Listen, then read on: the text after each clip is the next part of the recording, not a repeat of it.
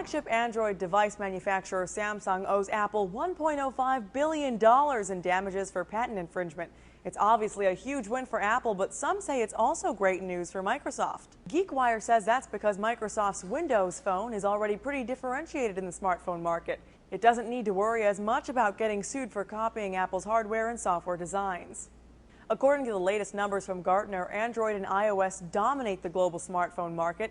Windows Phone still lags behind software offerings from Nokia and Research in Motion, but hopes are high that the status quo will soon start to change. Senior Director of Marketing Communications for Windows Phone, Bill Cox, even tweeted, "Windows Phone is looking good right now." Consider the precedent this case sets for manufacturers. Wired points out Apple now has some high-caliber ammunition if it wants to pick a fight with someone other than Samsung.